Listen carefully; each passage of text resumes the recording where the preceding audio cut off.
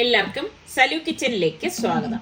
ഇപ്പൊ നമ്മള് തായ്ലൻഡിൽ പോയതിന്റെ ഒരു ലാസ്റ്റ് വീഡിയോ ഇടാനുണ്ടായിരുന്നു എന്ന് പറഞ്ഞില്ലേ? അത് ഇടണ്ടെന്ന് വിചാരിച്ചിരുന്നതാണ്, പക്ഷെ ഇടാതിരിക്കാൻ പറ്റത്തില്ല. കാരണം അത്ര ഭംഗിയുള്ള കുറെ നല്ല നല്ല വിശേഷങ്ങളാണ് കേട്ടോ.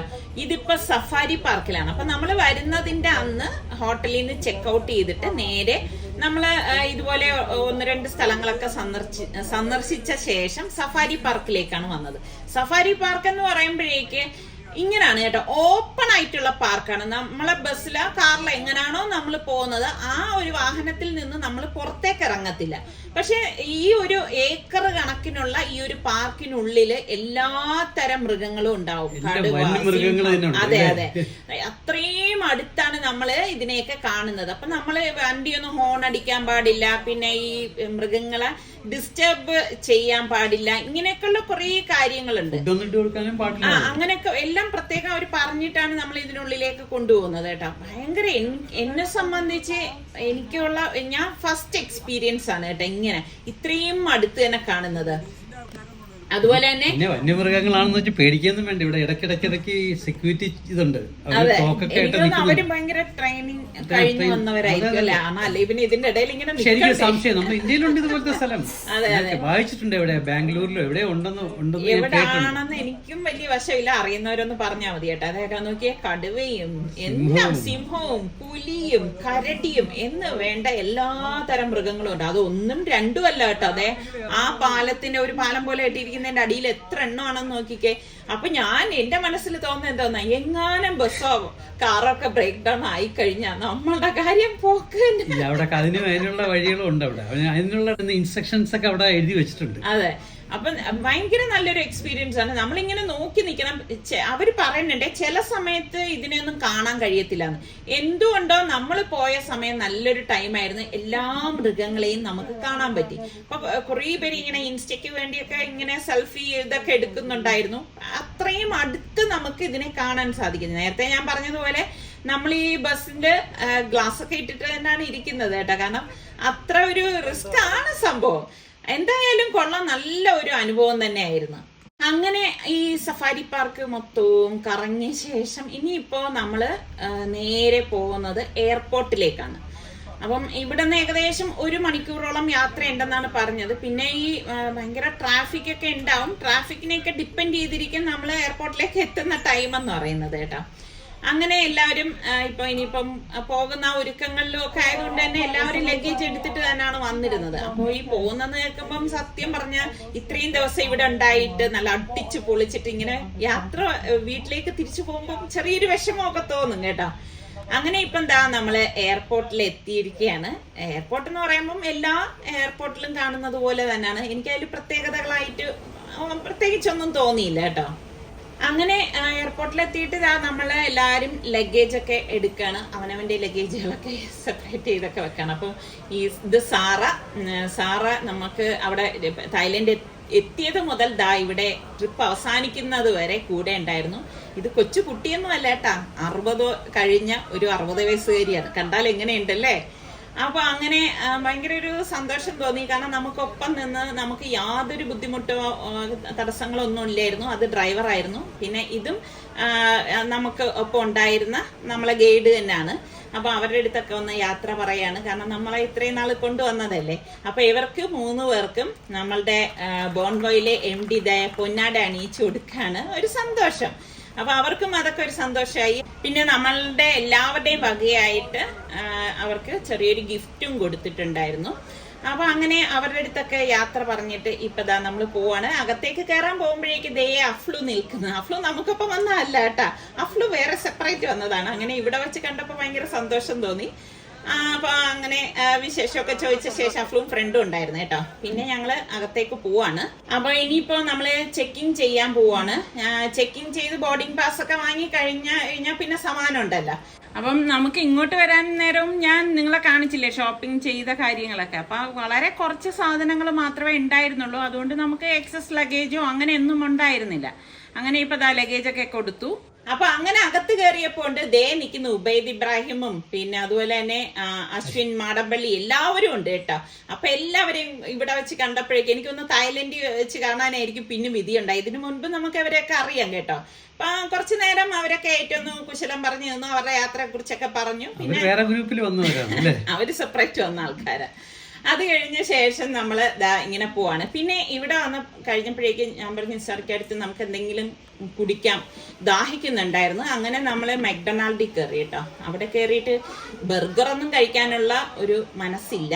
അതുകൊണ്ട് തന്നെ ഞങ്ങൾ വാങ്ങിച്ചത് പൈനാപ്പിൾ പൈ ആണ് ഇവിടെ കണ്ടത് കേട്ടോ. പൈനാപ്പിൾ പൈയും പിന്നെ കോൾഡ് കോഫി, ഈ 2 സംഭവങ്ങളാണ് ഞങ്ങൾ വാങ്ങിയത്. അപ്പൊ അത് കഴിച്ചു.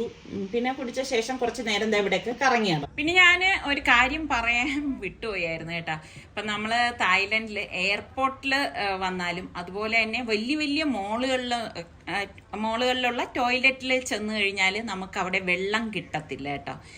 അപ്പം അവിടെ ടിഷ്യൂ മാത്രമായിരിക്കും വച്ചിരിക്കുന്നത്. അപ്പം നമ്മൾ എപ്പോഴും ശ്രദ്ധിക്കേണ്ട ഒരു കാര്യം, ഒരു കാലി ബോട്ടിൽ നമ്മൾ ബാഗിലാക്കി വെച്ചിരുന്നാൽ മതി കേട്ടോ. അപ്പോൾ പിന്നെ ആ ഒരു ബുദ്ധിമുട്ടുണ്ടാവത്തില്ല. അങ്ങനെ ഇപ്പോൾ നമ്മളുടെ ബസ് വന്നു. അപ്പോൾ ഈ ബസ്സിലേക്ക് കയറിയിട്ട് ഇനിയിപ്പോൾ നമ്മൾ ഫ്ലൈറ്റ് കിടക്കുന്നതിൻ്റെ അതുവരെ ബസ്സിലാണ് പോകുന്നത് കേട്ടോ. അങ്ങനെ ഇപ്പോൾ നമ്മൾ ഫ്ലൈറ്റിൻ്റെ അവിടെ വരെ എത്തിയിട്ടുണ്ട്. അപ്പോൾ നല്ല ഒരു ട്രിപ്പ് തന്നെയായിരുന്നു. അപ്പോൾ പലരും ഞങ്ങളുടെ അടുത്ത് ചോദിച്ചിട്ടുണ്ടായിരുന്നു നിങ്ങൾ എങ്ങനെയാണ് പോയതെന്ന്. ഇത് കാലിക്കട്ടുള്ള ബോൺവോ കൺസെപ്റ്റ് ട്രിപ്പ് ഡിസൈനേഴ്സ് വഴിയാണ് നമ്മൾ ഇങ്ങനെ തായ്ലൻഡ് ട്രിപ്പ് നടത്തിയത്. അപ്പം അവര് ഇനിയും ഉടൻ ഇതുപോലെയുള്ള ട്രിപ്പുകൾ വെക്കും എന്നാണ് പറഞ്ഞിരുന്നത്. അപ്പം നിങ്ങൾക്ക് അതിന്റെ ഡീറ്റെയിൽസ് ഒക്കെ ഞാൻ പിൻഡ് കമന്റ് ആയിട്ട് കൊടുത്തേക്കാം കേട്ടോ.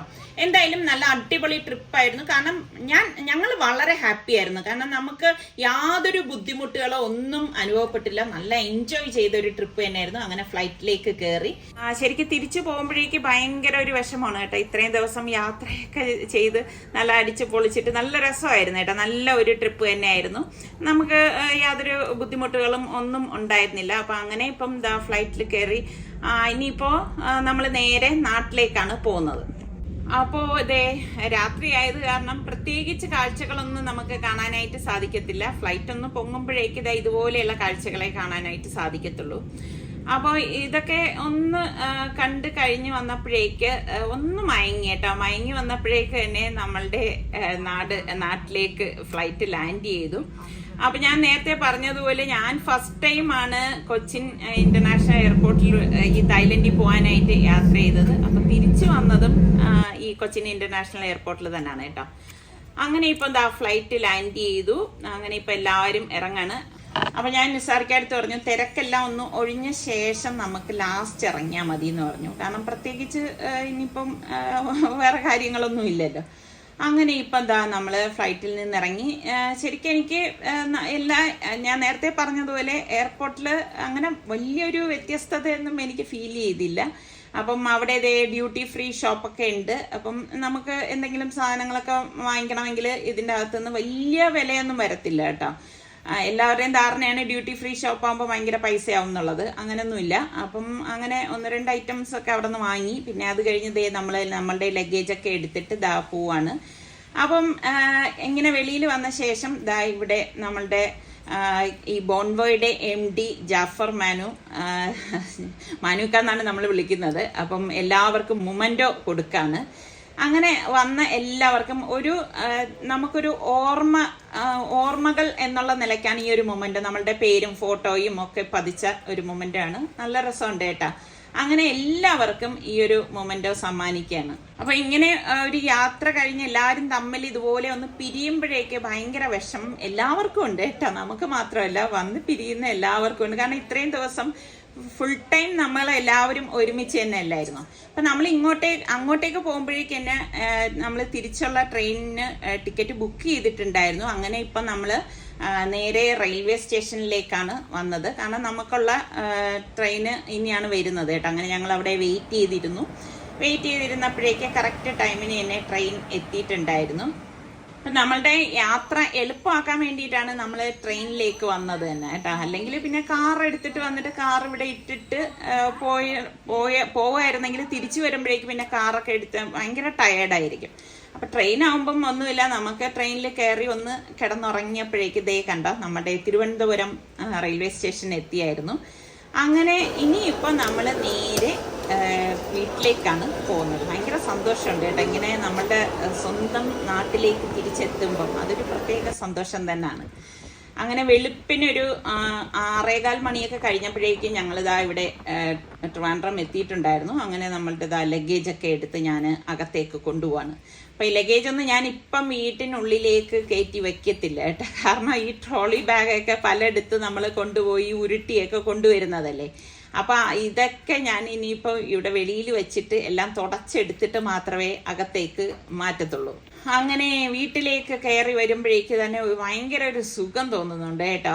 അപ്പോൾ കുറച്ച് ദിവസം ഇല്ലാതിരുന്നതല്ലേ, അങ്ങനെ ഞാൻ കർട്ടൻ എല്ലാം ഒന്ന് മാറ്റി വെക്കാണ്. ഇതൊക്കെ നമ്മൾ പോകുന്ന ആ ഒരു സമയമായപ്പോഴേക്കും എല്ലാം ഇതുപോലെയൊക്കെ ഒന്ന് ക്ലോസ് ചെയ്തൊക്കെ എടുത്ത് വെച്ചിരുന്നതാണ് കേട്ടോ. അപ്പം ഞാനാണെങ്കിൽ ഈ വരാന്തയിലുള്ള ചെയറും എല്ലാം എടുത്ത് അതെന്നും അങ്ങനെ തന്നെയാണ് കേട്ടോ.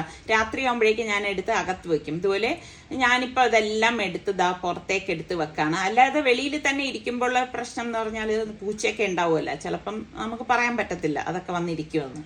അപ്പം അങ്ങനെ കസേരയെല്ലാം എടുത്ത് പുറത്തേക്ക് വെച്ചു. അപ്പോൾ വന്ന വഴിക്ക് തന്നെ ഇങ്ങനെയുള്ള ജോലികളെല്ലാം ഒന്ന് ചെയ്ത് തീർക്കുകയാണ്. അപ്പോൾ ഇതിനിടയിൽ നമ്മളുടെ ട്രോളി ബാഗ് ഞാൻ തുടയ്ക്കാൻ വേണ്ടി എടുത്ത് വെക്കാണ്. കാരണം ഇത് പല സ്ഥലങ്ങളിൽ നമ്മൾ ഉരുട്ടിക്കൊണ്ട് പോയതല്ലേ, അപ്പം അതെല്ലാം നല്ല വൃത്തി ഒന്ന് തുടച്ച ശേഷമേ അകത്തേക്ക് എടുക്കുന്നുള്ളൂ.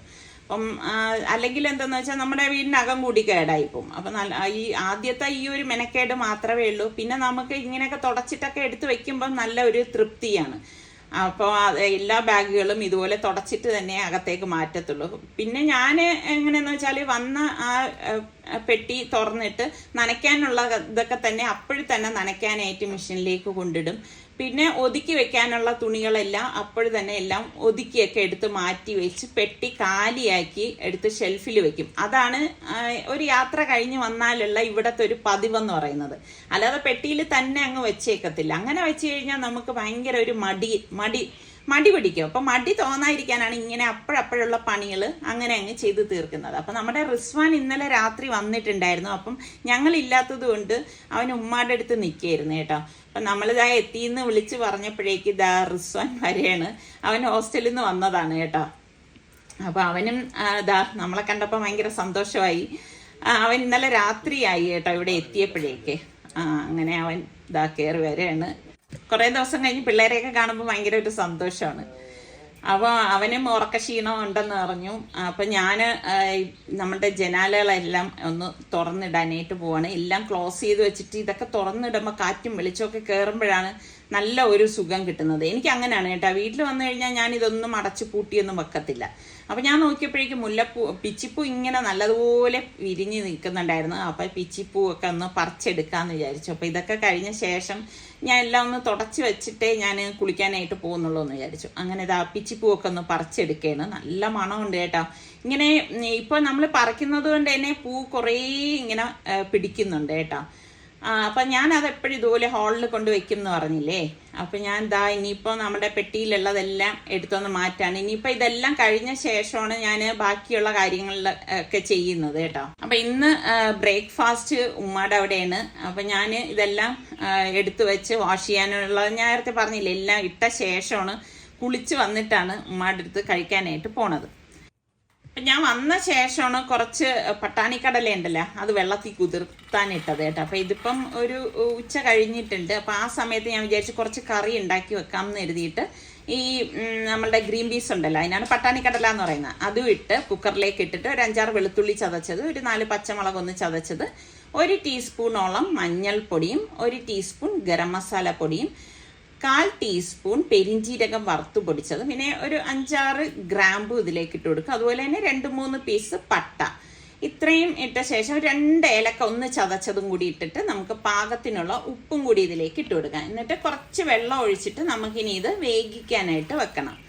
അപ്പോൾ ഞാൻ വിചാരിച്ചു രാത്രിയത്തേക്ക് ഇപ്പോഴേ ഉണ്ടാക്കി വെച്ച് കഴിഞ്ഞാൽ പിന്നെ റിസ്വാൻ ഇടയ്ക്ക് ബ്രെഡ് എന്തെങ്കിലും കഴിക്കുമ്പോൾ ഇത് കഴിക്കാൻ എടുത്തോളും കേട്ടോ. പിന്നെ ഞാനിതാ ഇതിൻ്റെ അരപ്പിന് വേണ്ടി തേങ്ങ, 2 ചുവന്നുള്ളി, ഒരു 5 പച്ചമുളക്, 1 ടീസ്പൂൺ ചെറിയ ജീരകം, 1 ടീസ്പൂൺ പെരിഞ്ജീരകം, പിന്നെ ഇത് കണ്ടോ, ഇത് കൽപ്പാസി എന്ന് പറയുന്ന ഒരു ലീഫാണ് കേട്ടോ. ഇത് ഇത്രയും കൂടി നമുക്ക് മിക്സിയുടെ ജാറിലേക്ക് ഇട്ട ശേഷം ഒന്ന് അരച്ചെടുക്കണം.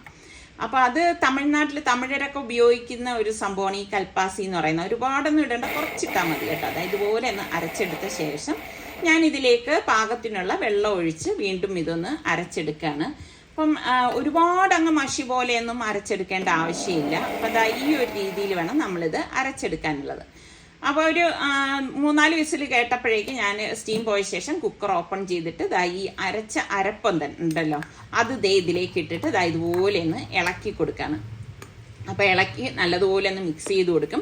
അപ്പം നമുക്ക് എത്രയാണോ ഗ്രേവി വേണ്ടത് അതിന് പാകത്തിന് വെള്ളം ഒഴിച്ചു കൊടുക്കാം. ഞാൻ മിക്സിയുടെ ജാറിൽ തന്നെയാണ് വെള്ളം ഒഴിച്ചിട്ട് ഇതാ ഒന്ന് ഇളക്കി കൊടുക്കണം. അപ്പോൾ പെട്ടെന്ന് ഉണ്ടാക്കിയെടുക്കാൻ പറ്റുന്ന നല്ല ഒരു കറി തന്നെയാണ് ഇത്. നമ്മൾ ഈ ഉണ്ടാക്കി ഉടൻ തന്നെ കഴിക്കുമ്പോൾ നല്ല ടേസ്റ്റാണ് കേട്ടോ. പാകത്തിനുള്ള ഉപ്പും കൂടി ഇട്ട് കൊടുക്കാം. പിന്നെ നമുക്ക് ചപ്പാത്തിയുടെ കൂടെയും പൂരിയുടെ കൂടെയും ഇടിയപ്പത്തിൻ്റെ കൂടെയും എന്തിൻ്റെ കൂടെ വേണമെങ്കിലും നമുക്ക് കഴിക്കാൻ പറ്റിയ ഐറ്റമാണ്. അപ്പം ഞാൻ ഇത് മറ്റൊരു സോസ് പാനിലേക്ക് ഒഴിച്ചു കൊടുക്കുകയാണ്. ഇനി നമുക്ക് ഇതിലേക്കൊന്ന് താളിച്ചൊഴിക്കണം കേട്ടോ. അപ്പോൾ കുക്കർ കഴുകി മാറ്റി വെക്കാൻ വേണ്ടിയിട്ടാണ് ഞാനിത് സോസ് പാനിലേക്ക് ഇതാ ഒഴിച്ചെടുത്തത്. അപ്പം രാത്രിയത്തേക്ക് ഇനിയിപ്പോൾ ചപ്പാത്തി ഉണ്ടാക്കാമെന്ന് വിചാരിക്കുന്നുണ്ട്. ചപ്പാത്തിക്ക് നല്ലൊരു കറിയാണല്ലോ ഇത്. അപ്പോൾ ഒരു പാനിലേക്ക് നമുക്ക് വെളിച്ചെണ്ണ ഒഴിച്ചു കൊടുക്കുക. 2 ടേബിൾ സ്പൂൺ വെളിച്ചെണ്ണ ഒഴിച്ചിട്ട് കടുകിട്ട് പൊട്ടിച്ചിട്ട് വറ്റൽമുളക് ഒന്ന് മുറിച്ച് ഇതിലേക്ക് ഇട്ടിട്ട് ഇതുപോലെ ഒന്ന് മൂപ്പിച്ച് കൊടുക്കണം. അതിനുശേഷം നമുക്ക് കുറച്ച് കറിവേപ്പിലയും കൂടി ഇതിലേക്ക് ഇട്ട് കൊടുക്കണം കേട്ടോ. ഗ്യാസ് ഓഫ് ചെയ്ത ശേഷമാണ് ഞാൻ കറിവേപ്പില ചേർത്ത് കൊടുക്കുന്നത്. ഇനി ഇത് നമുക്ക് ഈ കറിയിലേക്ക് ഒഴിച്ചു കൊടുക്കാം. അപ്പോൾ എളുപ്പം ഉണ്ടാക്കിയെടുക്കാൻ പറ്റുന്ന നല്ല ഒരു ഗ്രീൻ പീസ് കറിയാണ്. അപ്പോൾ ട്രൈ ചെയ്യാത്തവരുണ്ടെങ്കിൽ നിങ്ങളൊന്ന് ട്രൈ ചെയ്ത് നോക്കിയിട്ട് എങ്ങനെയുണ്ടെന്നുള്ളത് ഫീഡ്ബാക്ക് തരണം കേട്ടോ. അപ്പോൾ ഈ താളിച്ചതിന് ഒരു കളർ കിട്ടാൻ വേണ്ടിയിട്ട് ഞാൻ 1/2 ടീസ്പൂണ് കാശ്മീരി ചില്ലി പൗഡറും കൂടെ ഇട്ട് കൊടുക്കുകയാണ്. അത് ഓപ്ഷണലാണ്, നിർബന്ധമില്ല കേട്ടോ. എന്നിട്ട് ഇത് നമുക്ക് കറിയിലേക്ക് ഒഴിച്ചു കൊടുക്കാം. അപ്പം ഇതൊക്കെ തന്നെയാണ് നമ്മളുടെ ഇപ്പോഴത്തെ വിശേഷങ്ങൾ എന്ന് പറയുന്നത്. അപ്പം നിങ്ങൾക്ക് എല്ലാവർക്കും ഇഷ്ടമായെന്ന് വിശ്വസിക്കുന്നു. അപ്പം നമ്മളുടെ ചാനൽ കണ്ടുകൊണ്ടിരിക്കുന്നവരിൽ സബ്സ്ക്രൈബ് ചെയ്യാതെ കാണുന്ന ആരെങ്കിലും ഒക്കെ ഉണ്ടെങ്കിൽ നിങ്ങൾക്ക് നമ്മുടെ ചാനൽ ഇഷ്ടപ്പെടുകയാണെങ്കിൽ സബ്സ്ക്രൈബ് ചെയ്യാനും ആ ബെല്ലൈക്കൺ പ്രസ് ചെയ്യാനും ഒന്നും മറന്നു വരുതേ. എങ്കിൽ മാത്രമേ ഞങ്ങൾ വീഡിയോസൊക്കെ പോസ്റ്റ് ചെയ്യുന്ന സമയം നിങ്ങൾക്ക് നോട്ടിഫിക്കേഷനൊക്കെ കിട്ടത്തുള്ളൂ. അപ്പം അടുത്ത് നമുക്ക് നല്ല റെസിപ്പിയോ വ്ളോഗായിട്ടൊക്കെ കാണാം. അതുവരയ്ക്കും എല്ലാവർക്കും ബൈ.